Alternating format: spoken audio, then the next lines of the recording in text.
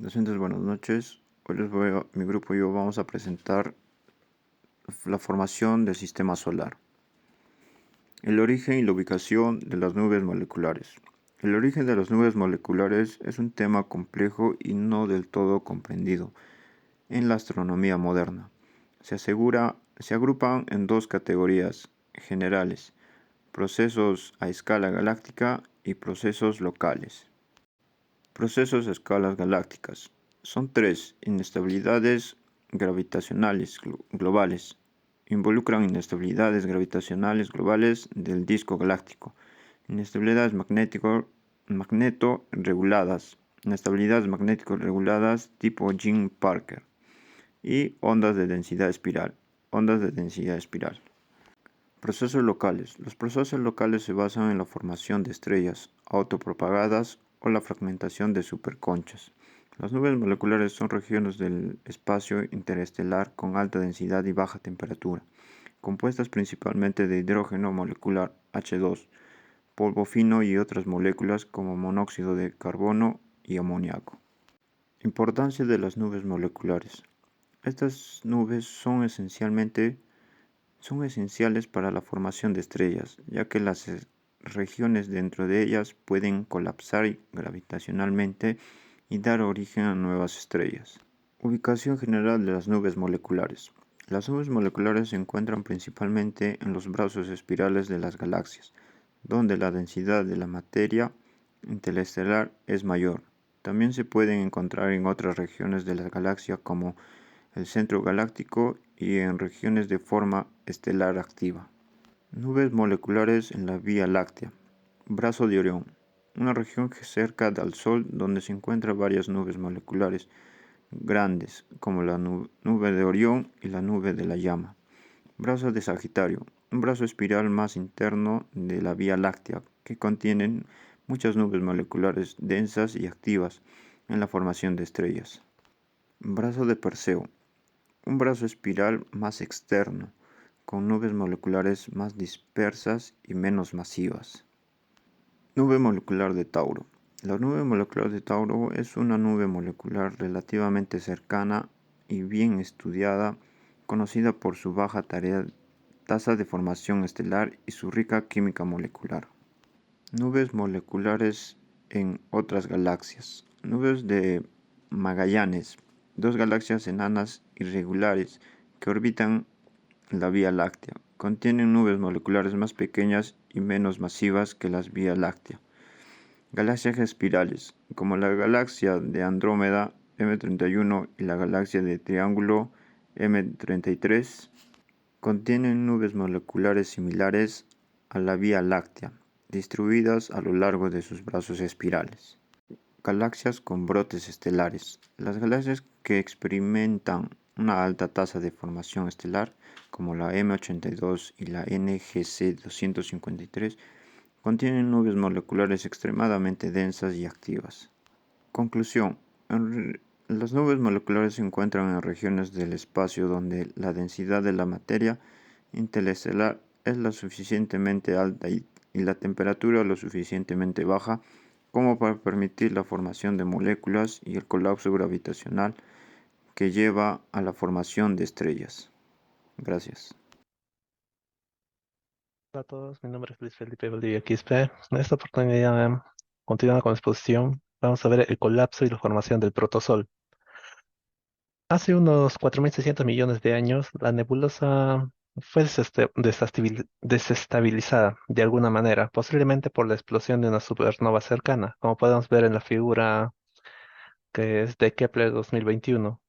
Se dice que los vientos de esa supernova aplastaron la nebulosa aumentando su densidad lo suficiente como para que perdiera su equilibrio a favor de la gravedad, de forma que comenzó a contraerse poco a poco, pero de forma imparable.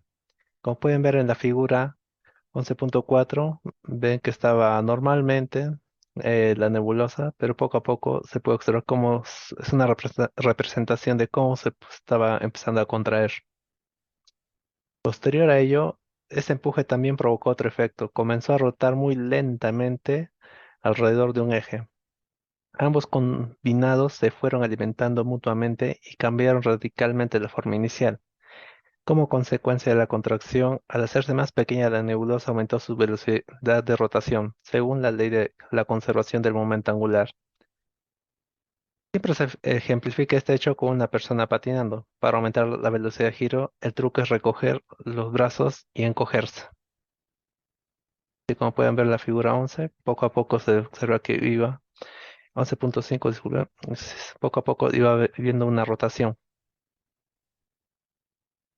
Pero ¿qué también más pasaba? Se dice que se fue aplanando, adoptando la forma de un platillo volante. Las partículas con poca velocidad caerían hacia el centro, pero las que habían conseguido mayor velocidad conseguirían mantenerse en órbita más o menos circular, cayendo hacia el plano ecuatorial y formarían el disco. Acá, como podemos tener una observación de la figura 11.6.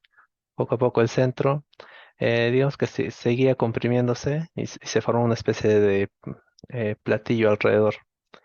En el centro se fue formando la gran concentración esférica que daría lugar al Sol. En el plano central del disco se acumularon los materiales más densos, metales, silicatos, hielos, pero también quedaba mucho gas, que no había caído hacia el centro. La contracción termina cuando las velocidades de las partículas en el disco equilibran la fuerza de atracción central. Y debido a varias inestabilidades del sistema, o sea, sus campos magnéticos, se expulsa algo de material en forma de chorros en la dirección del eje de rotación y se transmite parte del momento angular de la protoestrella al disco, de forma que la condensación central esférica gira más despacio y en cambio el disco lo hace más deprisa y ya separado independiente, como podemos observar en esta figura. Ya podríamos decir que este fue el primer vistazo del Sol, tal como era en ese entonces. ¿Qué pasa finalmente? Se llega así a una estructura estable. El tamaño del disco sería una fracción del tamaño inicial de la nebulosa y contendría solo un pequeño porcentaje del material inicial. Bueno, ya. Fueron los sucesos, digamos, yo lo consideraría más teorías que teorías de cómo se formó el protosol o el primer sol para el primer sol de nuestro sistema solar. Muchas gracias. Bueno, voy a explicar el número 3, que es un disco planetario o protoplanetario. Un disco protoplanetario es una estructura circunestelar compuesta por un gas y polvo que rodea a una estrella joven, típicamente del tipo T Tauri. En estos discos resulta la conservación del momento angular, donde el colapso de una nube molecular, y son fundamentales para entender eh, cómo nacen las estrellas y sus respectivos sistemas planetarios, ¿no? Es como iniciando a conocer las estrellas y otros astros. Tenemos la observación y el tamaño. Algunas se pueden detectar que de emisiones en longitudes específicas, como infrarrojo o radio, acá en el mundo Tierra, como exceso de emisión comparado con el esperado de la estrella sola. Su tamaño puede llegar a ser enorme, ¿no? A cientos de unidades astronómicas, incluso hasta 1000 UA de radio. Ya. En discos muy jóvenes también se observan chorros bipolares expulsando material a gran velocidad desde cerca del eje de la rotación. Tenemos la formación y la evolución, que es cómo nace un disco, ¿no?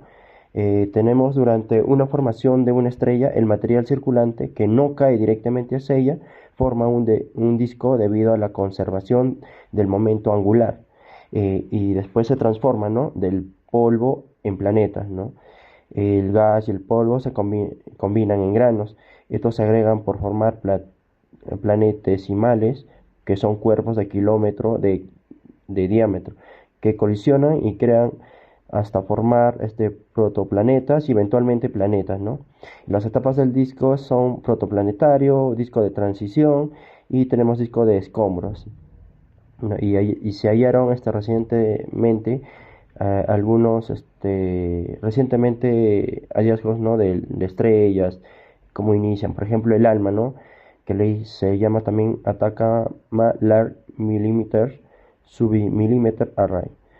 Hay un estudio sobre el HL Tauri, ¿no? Ya lo podemos investigar, mm, y otras investigaciones recientes, la observación de otros planetas también, ¿no? Y como resumen de la tabla, para todo esto, que es un, que es, ¿no? El disco planetario, ¿no? Que es un disco estelar formado por gas y polvo alrededor de una estrella joven. El tamaño es de cientos hasta 1000 UAs. ¿Cómo se observa? Es por emisión infrarrojo, radioestructuras como anillos o vacíos. También la formación de planetas que están hechos por granos planetesimales y protoplanetas que son planetas. Evolución del disco, que es protoplanetario, transición y escombro. La tecnología clave que tenemos es ALMA BLT Spire. Descubrimientos recientes que tenemos las estructuras planetarias jóvenes en discos, que en los detalles de TW Drive, LHL Tauri. Eso sería todo por mi parte. Muchas gracias. Buenos días, docente. Mi nombre es Josimayra Velázquez Manzano, soy de la carrera de Ingeniería Civil. El tema que me ha tocado a mí es sobre los planetas exteriores e interiores. Lo he dividido en cuatro diapositivas. El primero consta sobre el origen de los planetas de una nube de polvo a un sistema solar. ¿Qué es la nebulosa solar? Era una inmensa y densa nube de gas y polvo, la materia prima de nuestro sistema solar. Sobre el colapso y el giro, hace unos 4.600 millones de años, la nebulosa empezó a colapsar debido a su propia gravedad. A medida que se contraía, giraba cada vez más rápido, lo que por la conservación del momento angular lo aplanó en forma de disco. Este fenómeno es similar a un patinador de hielo que gira más rápido al escoger sus brazos. El nacimiento del Sol. Y la mayor parte del material se acumuló en el centro del disco, aumentando su presión y temperatura hasta que se iniciaron las reacciones de fusión nuclear. Eh, Ahora vamos con la formación de los planetas interiores. A una distancia de 3 o 4 veces la distancia de Tierra-Sol, la temperatura bajó drásticamente, permitiendo que el agua, el metano y el amoníaco se condensaran en hielos sólidos. La gran cantidad de material sólido disponible, rocas, metales o hielos, permitió que los núcleos de los planetas gigantes crecieran mucho más rápido y alcanzaran una masa crítica, alrededor de 10 veces la de la Tierra. La captura de gas, una vez que el núcleo alcanzó la masa crítica, inmensa gravedad fue capaz de atraer